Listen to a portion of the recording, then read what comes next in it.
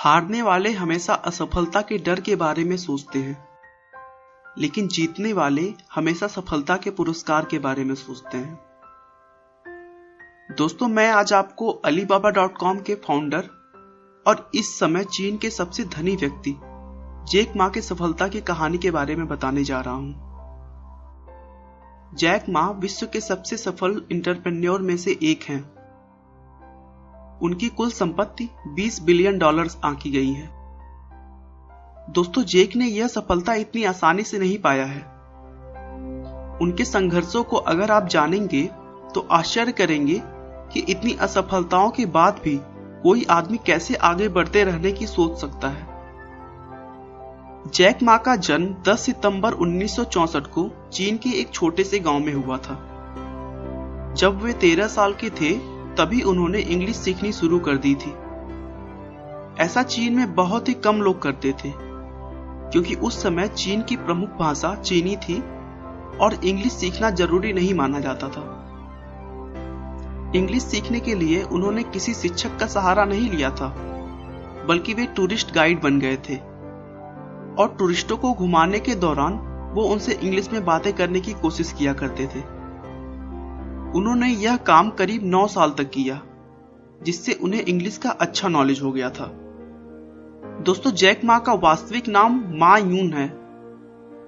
इन विदेशियों को गाइड करते करते एक विदेशी व्यक्ति से उनकी गहरी मित्रता हो गई, जो उन्हें पत्र लिखा करता था, और उसी विदेशी मित्र ने उन्हें जैक नाम दिया, क्योंकि चीनी में उनका नाम बोलना और लिखना बहुत ही कठिन था। तब से मा यून को जैक के नाम से ही जाना जाता है। जैक का पढ़ाई में बिल्कुल भी मन नहीं लगता था। इसी वजह से वो 4th क्लास में 2 बार और 8th में 3 बार फेल हो गए।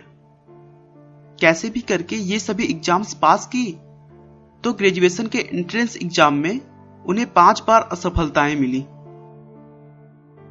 उसके बाद जैक ने एक बहुत ही खराब माना जाने वाला इंस्टीट्यूट में दाखिला ले लिया, जहां से 1988 में उन्होंने अंग्रेजी में ग्रेजुएशन की एग्जाम पास की।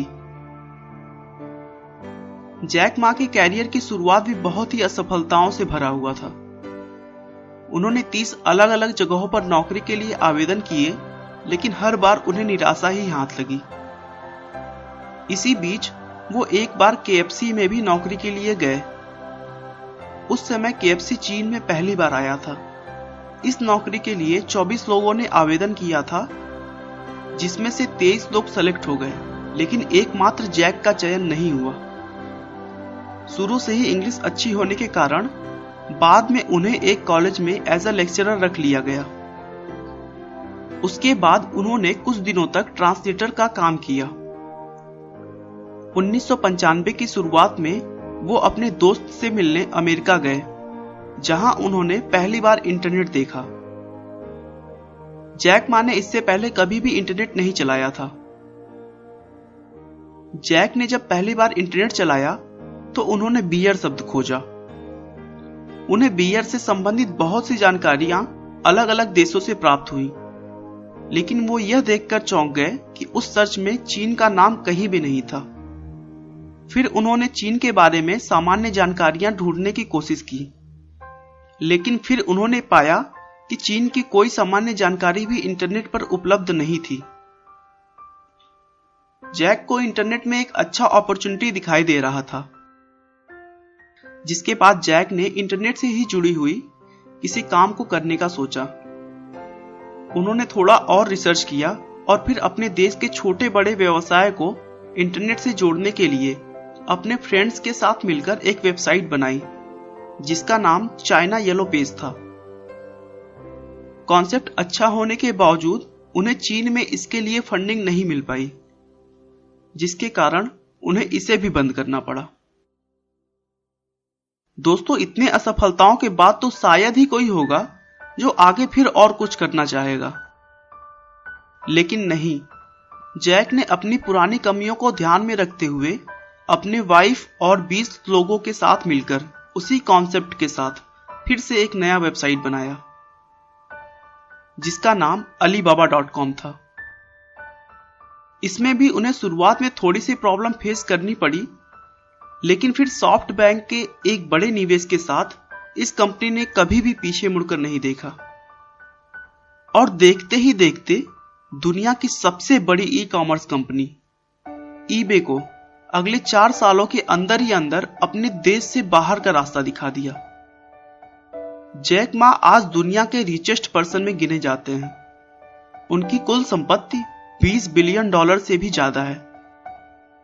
दोस्तों, अलीबाबा की नेटवर्क फेसबुक से भी कहीं ज्यादा है और जितना कमाई अमेजॉन और ईबे मिलकर करती हैं, उससे ज्यादा जैक की कंपनी अकेले करती है।